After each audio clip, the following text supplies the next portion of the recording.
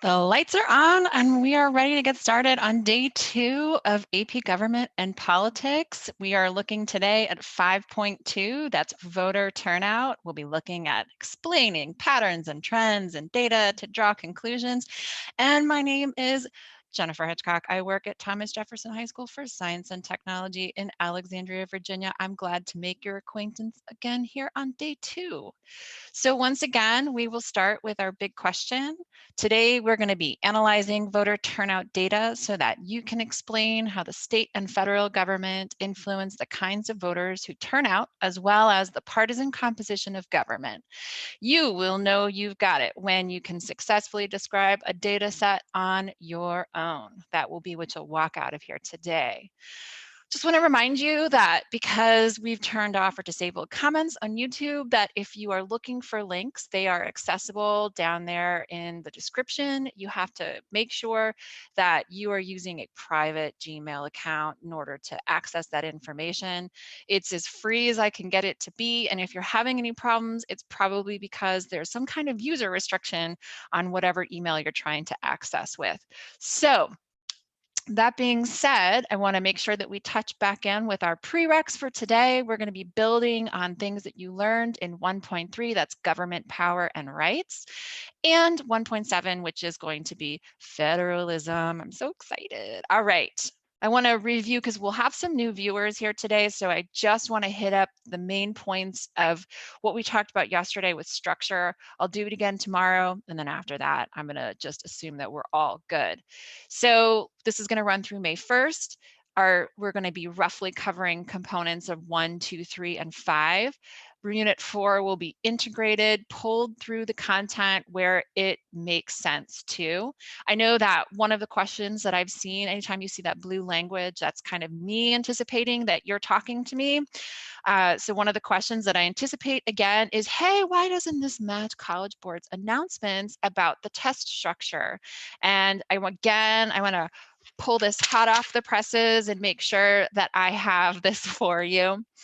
The new content today, the topic we're covering is one that colleges have asked all AP students to study, even if it will not be on the exam. Colleges are supporting AP students this year by allowing this more flexible approach to the exam, where it will focus on a lesser amount of content than in other years. But in turn, they have asked that AP students learn today's material to make this more relevant to your upcoming exam, going to include test prep, just like we did yesterday. And next week or so, after we've covered some of these outstanding topics, I'll be posting a full schedule review for the topics and the remainder of the course so that you can choose what you want to prioritize for review and thus which classes you will attend. So another way of saying that is this is a prerequisite for a lot of political science classes in college. And if you want to take those courses, this is content that you would have to know walking through the door. So it's actually helping you, number one. Number two, it's also helping you because it's ensuring that colleges give credit for the exam. And as always, you guys will have all kinds of fun stuff as you walk out there in the comments section. I do want to offer this up to you guys. I know that a lot of teachers reached out to me yesterday and told me that the kids had questions, that this was a really good format for them. And if you have questions and you want to try to get on the video, then that's me. I'm at LOVGOV, but please use the hashtag at AP or hashtag APLoveGov, and I will try to pull down 2 per day to answer right at the top. Make sure that they are topical, make sure that they're reviewing what we looked at in the previous video, make sure that you're asking me in your own voice and that you're not including screenshots of things or GIFs or anything like that. It's just a straight up content-based question. And I'll just pull that content-based question and I'll embed it into the deck that you'll be able to listen to. So kind of fun. And another thing that I want to just make sure that I have covered my bases here is that I know that my text decks or my slide decks are really text heavy. And the reason that I've made that decision is that I want to anticipate the needs and preferences of all viewers, that in order to do that, I want to support viewers who rely on text only, that won't be using the audio. And so the slides are there to help them so that they're taking content out of this as well, just because sometimes closed captioning doesn't capture everything. So that's kind of why. All right, today's warm up. from last class, we looked at this infographic, and that was a way for you to kind of pull together or explain a right to vote and how it's regulated by the state and federal government. That was, if you recall, what we were hoping to gain from last class. Last class, I shared this with you as well, always grounding it back in the Constitution. So here we have the 10th Amendment, we have Article 1, Section 2, we have the 14th Amendment. That's kind of where we look to see where state and federal governments get their abilities or the power to regulate voting qualifications. So if we use or we access that previous knowledge, then we'll go right into this lovely little infographic, and it should help us ground some of that content. But anytime that you're asked to use some kind of stimulus, a very good pro tip is that you have to show that you're interacting with that stimulus. So make sure that you pull content that's explicitly in there, whether it's a political cartoon, you'd want to say, based on this political cartoon, I see this image is doing this, and it leads me to believe this. Why? Because you can't have that as a personal conversation between two people. If you and I were talking, because we're such good friends, you might say, oh, well, look over here. This is where I'm kind of pulling some of these assumptions that I'm making. But when you're testing, we're not talking. You're having a one-sided conversation on paper. So you want to make sure that you who's writing the response do all the heavy lifting for the reader. They should have no questions. They should be able to see exactly where you're pulling that information from. And so from here, even though it's very much so mirroring what we talked about yesterday, we can see that they reference three different components of how there are limitations or bars on state abridging of voting rights, and that's age, race, and sex. And so we would want to pull that information back through, right? We want to make a reference to the states reserving that right. We're using that similar language, and we're also incorporating the content knowledge that we know. We want to marry them together. And then we also want to make sure we do the same thing here. When I say that we're having the suffrage amendment like bans on race, sex, and age above the age of 18, that's a reference back to whatever it is that was presented to show that you know how to interface with whatever that stimulus might be. So this kind of brings us to our discussion today, which is voter turnout. And we really want to think about what level of government is most responsible for the election process. So stop and think. You get about 10 seconds. Most responsible. That tells me that this could go either way. Maybe there's a better answer here, a best answer. Did you get it? All right, so the answer we're looking here for most responsible is the state. Remember, we talked about the 10th Amendment yesterday. And so when we take a look at the structure of federalism and how we have delegated or surrendered powers over to different levels of government so that we can do all the cool things that we do on a daily basis, we will see here that down here in the second to last thing, that electoral and voting laws are one of the things that we have delegated, handed over to states to make determinations on. Now, that's the most responsible, which tells us that there is a little bit of a caveat on that. And so let's go into the Constitution. Let's go into the Constitution and find that caveat. Here it is. It's a time, place, manner clause in Article 1, Section 4. So here they're telling us the time, place, manners for holding elections for senators and reps shall be prescribed in each state by the legislature thereof, but the Congress may at any time by law or make or alter such regulations except as to the place of choosing of senators. So they are saying that the majority of authority is left to the states because they show up first. However, it's kind of like they're reserving the right to, from time to time, get involved in these really kind of procedural, process-oriented components of elections in terms of what times they'll be had. And we do have a federal law that states the first Tuesday after the first Monday of any given November is, the day in which we'll have an election. That's by federal law. Places we see that the federal government gets involved in deciding where precincts might be located to facilitate access for all citizens. Manner, kind of, we think about redistricting here when we're thinking about manner. And so those are all really great ways for us to ground ourselves into kind of who does what. So now what I want you to do, I'm going to give you a minute to think about this. And I want you to like kind of on a piece of paper right next to you, I want you to just generate a list. Maybe think of like 4 things that would increase and 4 things that would decrease the likelihood that someone would vote. So I'm going to time this on my watch. I wish I had music for you guys. I don't. I can't sing. Ready, go.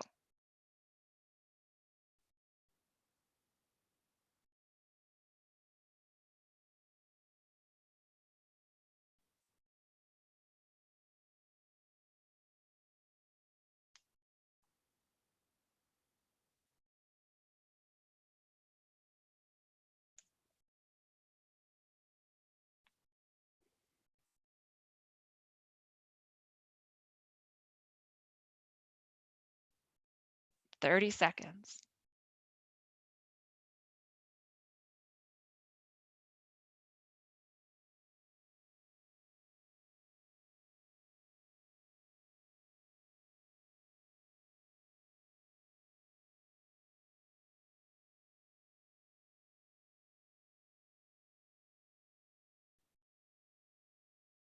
Five seconds.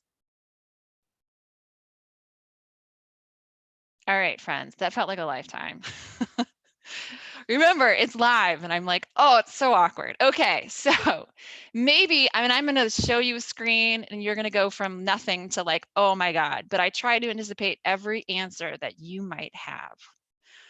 Things that may increase the likelihood that someone would vote, things that might decrease. And they run the gamut. They're factors, right? So if I lump these into different categories, and again, this isn't really going to go anywhere, but I'm going to start categorizing. Maybe there's some here that has to do with kind of like physical features of yourself or choices that you have that sometimes you don't have a choice over, sometimes you do, right? And sometimes it has to do with the association between these features and kind of cultural expectations, cultural realities, so on and so forth. So we know that if we look at increasing age, we look at increasing income, we look at increasing education, the fact that one might be female or white, those all tend to have a higher likelihood of people actually making a determination that they are going to vote. Certainly things that have to do with lifestyle, like stable job hours, having a good health, having access to transportation, to a photo ID, and then having non-felon status, those are all things that also increase. And statistically, so I want to caveat it and say this is based on statistics, right? We're going to make generalizations based on statistical information. I'm going to tell you where I get that from in just a minute, right? The converse of that, being relatively young, being impoverished, having limited education, being male, being a person of color, working in shift work, poor health, all of those things, especially religion, because Jehovah's Witness, they choose not to vote. That's a component of their religion. Those are going to decrease the likelihood that you would vote. And again, some of it is choice, some of it is characteristics that follow from demographic information, so on and so forth.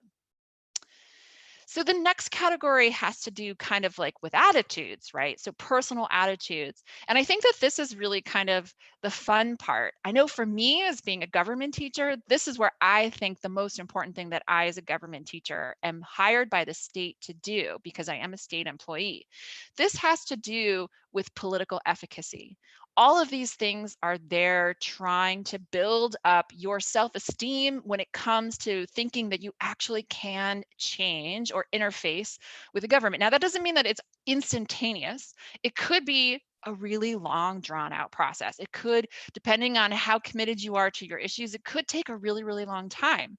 But a really great government class is going to create an environment in which you have structures in place that shows you how it is that you can have positive experiences attempting to influence the government. So I know that so many people around the country do things like volunteering projects that are incorporated. You guys all have your citizenship project. That's a requirement of College Board, that teachers have to have some kind of engagement with the community.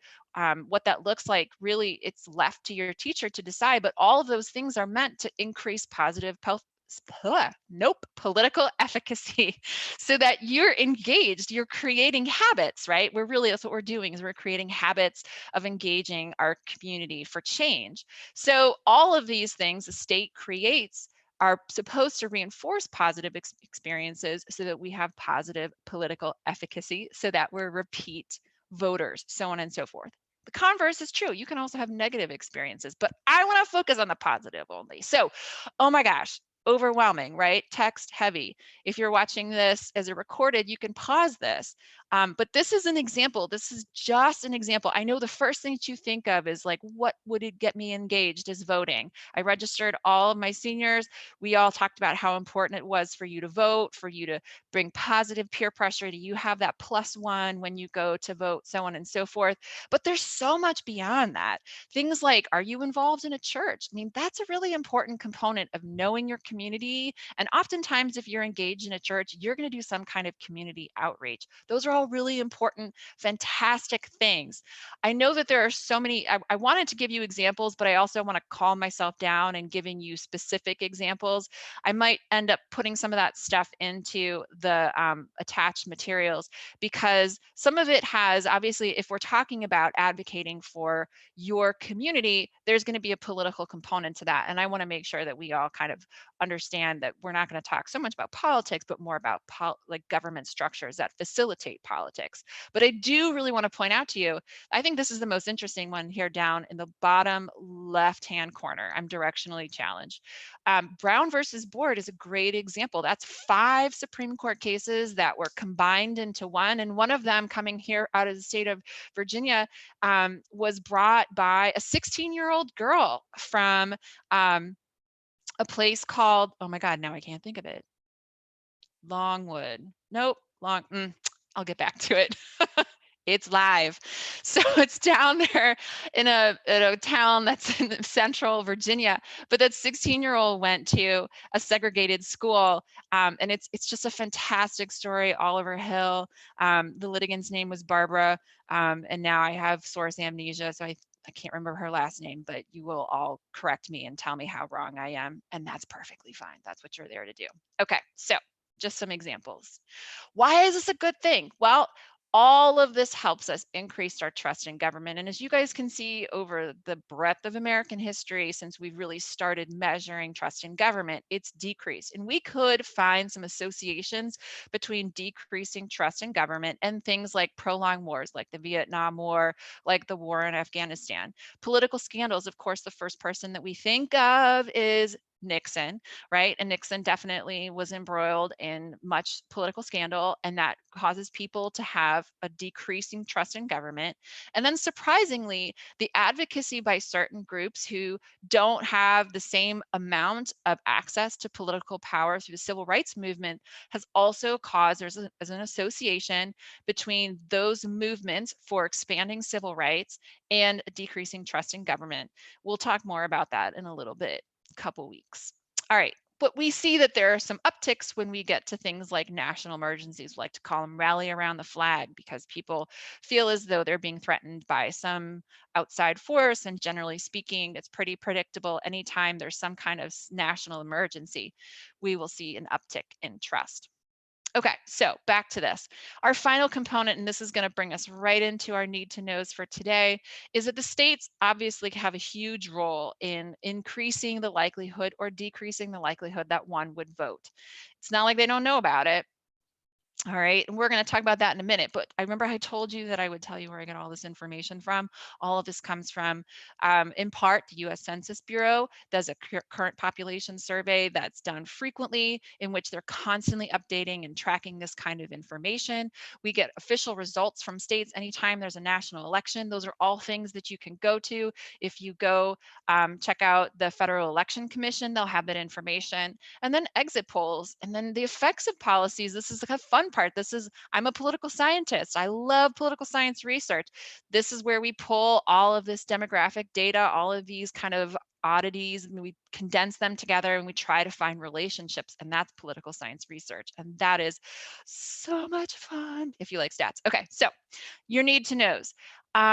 Look, let's let's look and listen. Let's start talking about voters and states. So the first thing that I want to point out to you is that political parties are going to control state legislatures, and they have a vested interest in increasing the odds that their voting coalition performs well at the polls. You know why.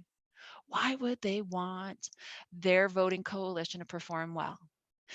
Because it increases the odds that they will hold office. And that is the whole purpose. That's what we're going to talk about tomorrow. The whole purpose of political parties is to maintain control over the elected offices.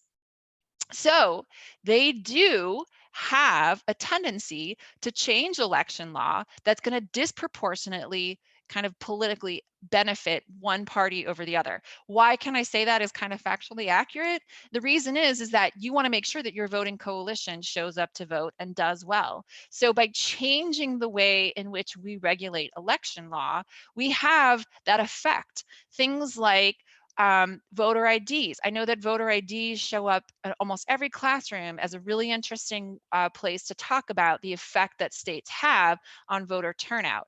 Reason being is because there is an association between photo IDs and decreasing voter representation and voter turnout for minoritized communities. Now, there is a valid reason that's been presented to the Supreme Court, and the Supreme Court thus far has accepted it, which is there's a concern over the sanctity of electoral results, that we would have voter fraud. This is an ongoing political intrigue that is rooted in trying to make sure it's like it's a core component of representation in America. But it's not just voter IDs that have these impacts, things that I think we kind of take for granted and we just accept, like registration. Registration is going to have an impact in making a determination of who can and who cannot vote. Oftentimes you have to have established citizenship, in being in a state for a certain period of time. Even the simple act of poll book purges, this was a huge component of the 2018 elections in Georgia, where the Secretary of State was running for governor against Stacey Abrams, and the Secretary of State ran some poll book purges that got him into, he got criticized over it because of the disproportionate reporting of how it was impacting minoritized communities. Now, again, he made the argument that this was something that was important to make sure that we don't have people voting twice, to make sure that the sanctity of the elections are there. But we have to recognize that whatever those arguments might be, justified on either side, that there is an impact on how our election results come back. And so for that reason, because we also have a history of using things like grandfather clauses and literacy tests and poll taxes as a way to circumvent bars on preventing Black people from voting, we should recognize that these kinds of things, we have like a history, right? There's a little bit of a history there. So we're going to come to the door of what I think is the most radical law that has ever been passed. It's the Voting Rights Act of 1965. The Voting Rights Act of 1965 is going to radically restructure the relationship between the states and the federal government when it comes to regulating electoral law. So this is something, if you've heard people refer to states' rights, we know that that goes back to the 10th Amendment. We know that that goes back to Article 1, Section 4, where most authority has been delegated to the states. And so the federal government, using the 14th Amendment Equal Protection Clause and the 15th Amendment, is going to come in and they're going to enforce equal protection of laws so that we're not disproportionately removing Blacks and language minorities. That's going to be in the 1970s. It's an amendment to the Voting Rights Act from being able to vote. So Section 2 allows for us to challenge these things across the country. The issue is that the challenge has to happen after the law has taken place and has been enforced. Section 5 was was probably the most controversial component of the law because it allowed for you to preemptively challenge any change to election law that had the effect of diluting voting strength for minoritized communities. And that preclearance, that legal action happened before the law was actually enforceable. So it was the Department of Justice kind of creeping into the affairs of state legislatures to make a determination of how they wanted elections to be regulated. And for that reason, the reason being was because we had this historical, um, you know, association with keeping Blacks and language minorities from voting through election law. In 2015, the component of the Voting Rights Act that created or that determined which states had to have pre-clearance was removed in 2015 because, and this is according to Chief Justice John Roberts, the conditions that originally justified these measures no longer characterize voting in the covered jurisdictions. And those covered jurisdictions were 6 southern states: Alabama, Mississippi, Georgia, parts of North Carolina. It was about 60% North Carolina was 60% was not covered, I believe, but 40% was. I'll have to check on that number. Virginia, and I know I'm missing a couple states. And then there's a kind of like little portions or little pockets around the country that also had to bail in under VRA clearance. So that was removed. We also have 2 other laws. The first one you may have heard called Motor Voter Registration Act, or the National Voter Registration Act of 1993. We call it Motor Voter because the whole point of the act was to increase access to registration. So it allowed for the registration of individuals at the Department of Motor Vehicles. It allowed for mail-in registration, and it allowed for state agencies to provide those services as well. The other one is the Help America Vote Act, which did a lot of stuff, one of which was investing in modern election equipment after the election of 2000, which was a debacle. I'm sure that you've heard about what happened with Bush v. Gore and all of those different things. But the one component of this that sometimes gets left off was that for the first time, it's going to require positive identification for new voters at registration. And that is going to be the opening of the door into voter ID laws, which are determined by states. So is there a pattern? Absolutely, you betcha. First of all, we know that there is a ceiling on federal limits to state regulatory powers. Below that, states generally kind of follow this thing. The more regulation of voter rights that you have, there is a proportional increase in Republican voters. The less regulation you have on voter rights, the earlier that they can vote, the earlier that they can register, the longer that election days are open, early voting, all of those things, you will see proportionally more Democratic voters who will show up to vote. So that's our kind of our general pattern that we have here, right? And so the next question that I have is, have these laws impacted voting rights? And the answer is, of course they have. So I want you to kind of take 20 seconds here to get a look at this, because I want you to practice looking and seeing patterns and trends in our voting rights before I start talking about them. So I'll give you 20 seconds.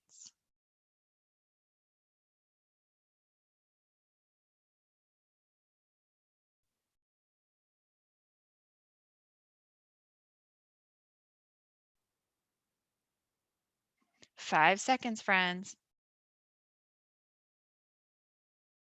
All right, you ready? Of course you are. You're ready. You're ready. All right. So what's our pattern here? Oh, just kidding.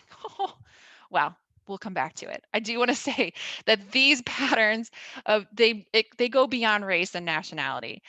We see this when you look at other demographics as well, when you look at age, when you look at sex, when you look at religion and education. And so there is a link there that's down on the bottom in the materials for the slide 22, which takes you to a longer discussion of this that I just wanted to put out there for you to start thinking about. It's not just race. But you know, we should make some inferences in terms of, so we've established that, you know, there is a relationship between the voting laws and who does better politically, but we should also recognize that there's going to be a subsequent relationship between race and which party they support. And I wanted to make sure I connected that for you. And really here, what you see in particular is that the Black community, more so than any other racial demographic, is very much so kind of in support of the Democratic Party. They are far more liberal. You see the kind of the next most polarized racial demographic is the Hispanic community or the Latinx community. But that isn't as predictable because there's some issues with like nationality and when people immigrated and all other religion gets involved in this, like cultural issues. It's just all over the map. And then the final one is that you don't see as much polarization reliably in the white community, but you might start to see some of that breakdown when you talk about age, region people live in, sex, so on and so forth. However, we can say that the white population trends more conservative and has been trending in that direction in the past 10 years. So when we layer that ethno-nationality over the relative proportion of total voters, you're going to see here that, remember how I told you that the more, that parties are keenly aware of the fact that they have to kind of turn up the voter turnout for their coalition. We see that in years like the year of 2012 and the year 2008, when Barack Obama won office, we see a huge turnout, a historic turnout, and this is a total proportion of the voting demographic. 12.9 and 12.1% respectively of the voter turnout was from Black non-Hispanic. So it tells us that there's a really strong, relationship here that helps us be able to understand why we can make some of the assertions that we made. All right, so parties and their voters, in order to ensure winning, parties are going to identify issues that resonate with voters. They're going to craft platforms that they're going to target political ideologies and communities. They're going to activate their base. They're going to create events with party leaders. They're going to craft messaging that motivates sympathetic learner or voters. And all of this stuff is stuff that we can talk a little bit more about tomorrow. But in a nutshell, if we look at this, voting and elections are political processes with specific political gains and specific political losses for political parties. So what does that mean? What do we deduce from this? Is that the whole affair is inherently political, right? And so that's where we're going to come back to this lovely image this is from the Census Bureau. So I asked you to take a look at that and ponder that for a minute. And what I want us to do is I want us to kind of sandwich this in between review of the A and B points in the quantitative FRQ, and I'm going to introduce the C point today. So first thing I'm going to do is I'm going to walk you through how I would approach this, because I want to do it, and then you're going to do this on your own, and we'll talk about it when you guys walk into class next time. So the first thing that I want to say is sometimes when I see students working on a time series thing like this, like a chart where you have moving data points, one mistake that I'll see is that students will link the first and the last two data points, and they'll say, okay, well that shows me kind of like a positive or negative trend across this. And that's not actually how we want to kind of connect the dots, so to say. You want to have a good fit for your data. So my rule of thumb, without getting lost in advanced statistics, is that you should see the same amount of data points above a line and below a line before you start talking about whether or not there is a negative or positive association. And so I've tried to do that, which if you look at this, that might be curious, particularly if you're looking at the trend. And of course, like I'm eyeballing it, so it's approximate. And I'm going to tell you that because you have 20 minutes to work with this, you're going to have to eyeball it. We could come up with a far more mathematically accurate kind of slope, an association. We could get super technical, but you have 20 minutes. And so let's just work on eyeballing it for the sake of, for the purposes of this test. So what I'm going to do is I'm going to kind of split the difference between those two things. And you'll see the dark blue line that is going to be our Black non-Hispanic voting rates. It doesn't end at 59.6, which again, sometimes I see that with my students is they're like, oh, okay, well, I should just string the last two together. I tried to split the difference to get the same amount of things above and below that line so that I could get a better fit and try to see what my trend is. So that's my big brain moment for you. All my kids back at TJ are probably just so happy right now because I use their terminology, right? You just want to get a really good fit. All right, so here's our answer. Here's our attempt at A and B. So we're using the data presented in the chart. We want to identify the demographic that has the highest voter turnout rate in 2012. It's relatively easy to do, right? If you take a look at this, we're just looking for which one comes out on top in 2012. I'm looking across, I'm seeing that it is Black non-Hispanic at 66.6%. That's 2012. Again, why are we doing this? They want to make sure that you can interface with the data. Why do I need to give some numerical data? Because again, who's doing all the heavy lifting? The person writing the response, not the person who's reading the response. You have to prove to the person who's reading that you know everything, because I know that you do. All right, so it's 2.5% higher than the next demographic. Now that's just me flexing, right? That's just me being like, look, I can really read the data because I subtracted. Yes, that's flexing. All right, so the next component, describe a trend in the data found in voting rates by race and Hispanic origin. So I'm going to flip back here for a minute. We're looking at trends, right? Again, we already talked about trends when we kind of tried to find a good fit, a line of good fit.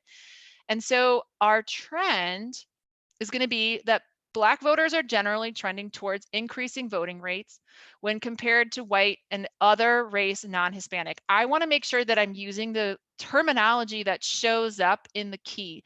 Don't get creative. You want to make sure that you are showing that you know how to interface with that content, that you can figure out what all of those lines represent.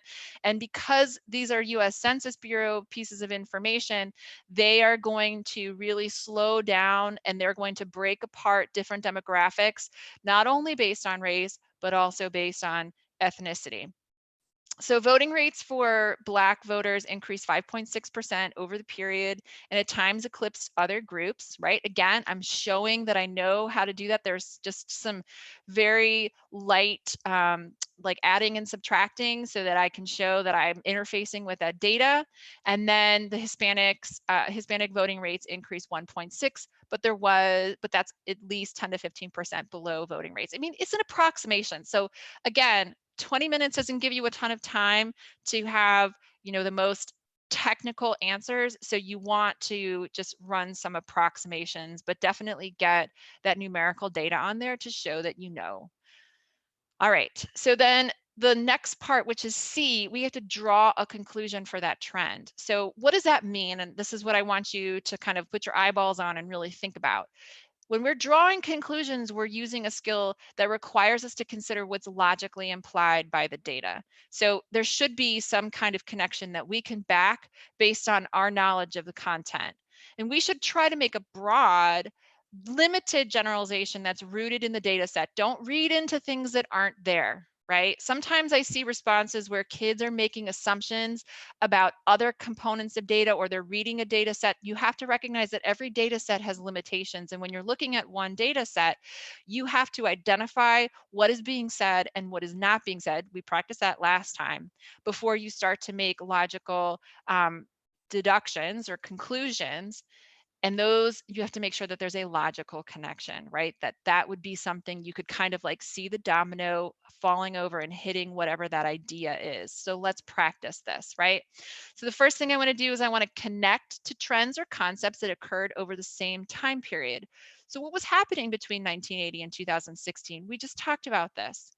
Think about it. What might have an association or relationship from 1980 to 2016 that would lead the Black population to increase over that time period? Did you get it? I think it's the Voting Rights Act, right? That should make sense because as we see more enforcement of the Voting Rights Act, as we see more intrusion by the federal government, we're going to see that more and more Black members of the Black community will end up going ahead and registering to vote over that time period, or at least we hope, right?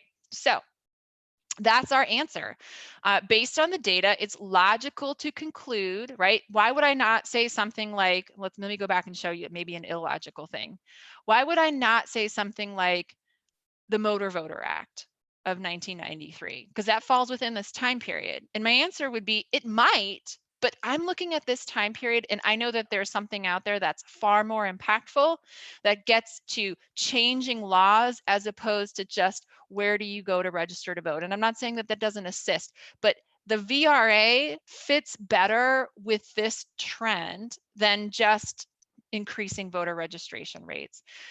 In particular, if we look at that, we see that there was a decrease from 1992 to 1996. So that kind of feels maybe something else was going on that we couldn't tie back to the motor voter. So we can tie to VRA. Voting rates in the Black community largely increased between 1980. At the same time, federal government enforced the Voting Rights Act of 1965. Okay. So let's do a check for understanding. We're rounding the bases. This is our favorite time of the day, right? So citizens who believe that their votes will have no effect on the outcome of an election have, think about it, high level of trust in elected officials, high level of political participation, high levels of interest, a low level of political efficacy. Which one is it? Which one is it? Did you get it? Of course you did. Low levels of political efficacy. Next question. The main intent of the motor voter law is to increase voter registration, increase voter turnout by providing transportation to polls for people without cars. What is a poll? Remember, a poll is a polling place, a place where you would go. We're not actually talking about like a physical poll in the middle of a field somewhere. We're talking about a polling place or a precinct, right, for people without cars. Increase the rate at which incumbents, those are people who hold elections, and we could look at context clues to help us if we were struggling with that, re-elected, right, context clues, and then preventing states from using literacy requirements for voting. Think about it. Did you get it? I hope so. A, right, increasing voter registration. So let's circle back around to our first slide. Today, we were supposed to analyze voter turnout data. Did we do that? I think so. And explain how the state and federal government influences the kinds of voters who turn out, as well as the partisan composition of the government. And you'll know you got it when you can successfully explain a data set on your own. So now you just need a data set. And that's what I'm leaving you. There is a link to this image that is on the on the comment section. This also is from our friends at the US Census Bureau. Make sure you do that. It's due in April. That's really important. It helps make decisions on funding for all kinds of things, as well as redistricting that's happening next year.